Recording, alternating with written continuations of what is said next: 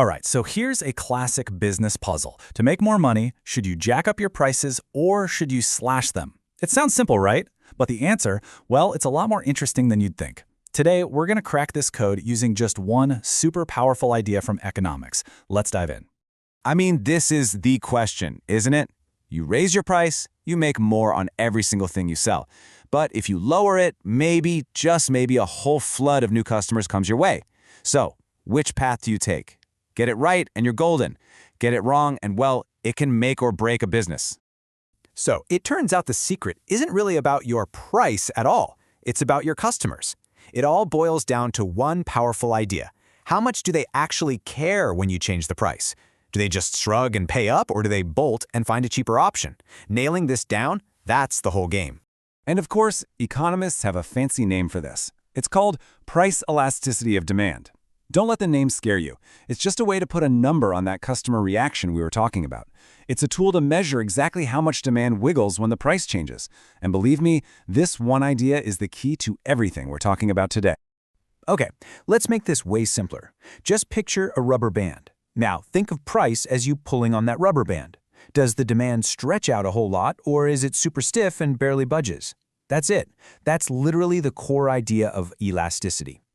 So how do we actually measure this stretchiness with numbers? Well, the basic formula is surprisingly simple.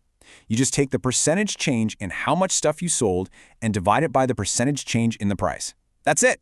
That one little number, that ratio, tells you pretty much everything you need to know. Okay, now here's the formal version you'd see in a textbook.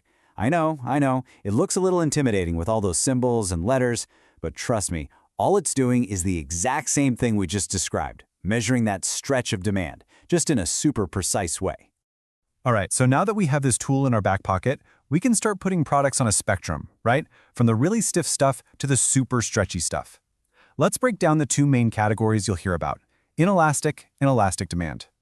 First up, let's talk about inelastic demand. This is our stiff rubber band, and you can see it right here on the graph. Look at how steep that curve is.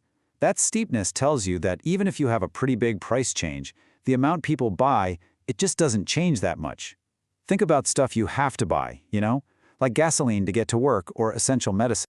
And here is the absolute golden rule. If your product is inelastic, if it's one of those stiff ones, raising the price will almost always increase your total revenue.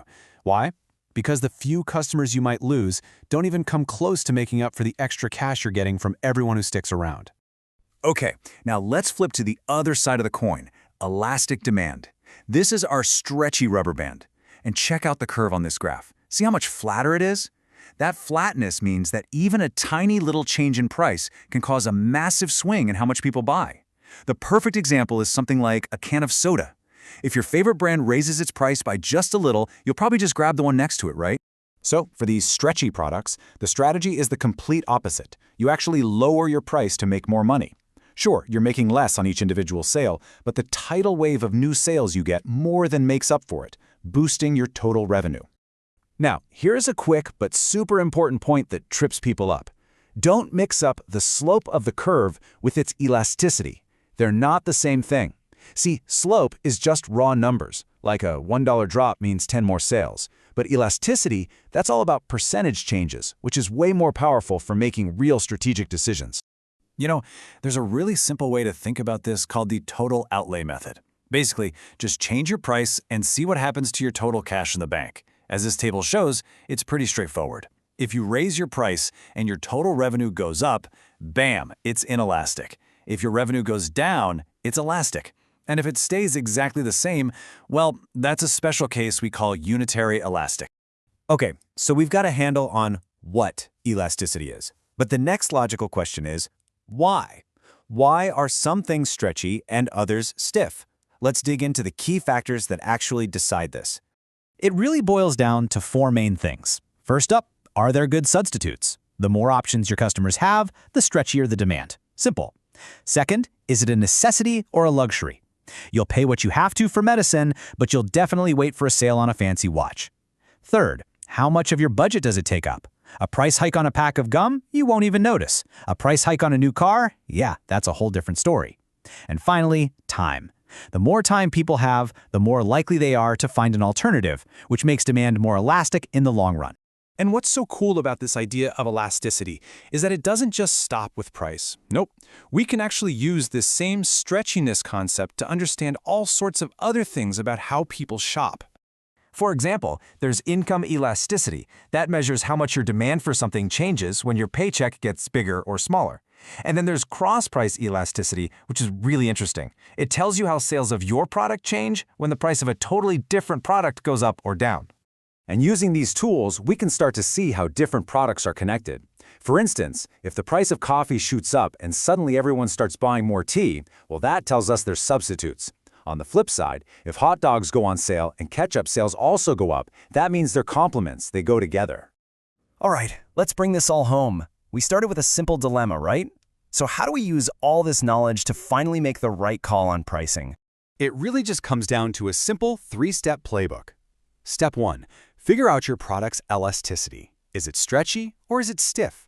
You can use those 4 factors we discussed, or even better, just run a little price test and see what happens. Step 2. If it's inelastic, then raising the price is probably your best bet to boost revenue. And step 3. If it's elastic, you're going to want to think about lowering the price. It really is all about understanding that stretch. And look, this isn't just some dusty theory from a textbook. As this quote points out, these methods are real-world, practical guides for setting a price policy. When you understand elasticity, you stop guessing about price and you start making smart, calculated, strategic moves. So I want to leave you with a little challenge. Now that you're in on the secret of elasticity, where do you see it happening all around you? I mean, think about it. Why do airline tickets cost a fortune last minute? Why do bars have happy hour? Why are taxes on things like cigarettes so high? Once you start looking for it, I promise, you'll see this powerful idea is absolutely everywhere.